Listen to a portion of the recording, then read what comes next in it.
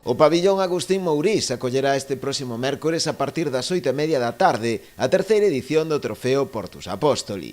O encontro medirá o equipo local, o Noia Portus Apóstoli co Palma Futsal. O equipo balear compite na primeira división da Liga Nacional de Fútbol Sala e rematou a pasada tempada entre os 5 primeiros clasificados. Para nós este ano é un ano especial porque conseguimos traer a Noia un dos mellores equipos do mundo de fútbol sala.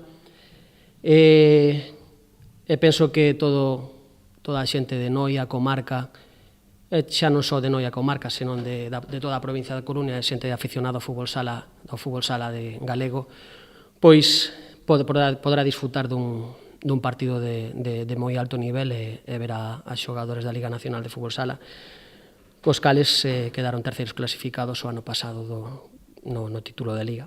O alcalde Santiago Freire aproveitou a presentación do torneo para felicitar o club pola súa evolución nos últimos anos e para desexarlle tamén moito éxito de cara á nova tempada, que está a piques de comezar.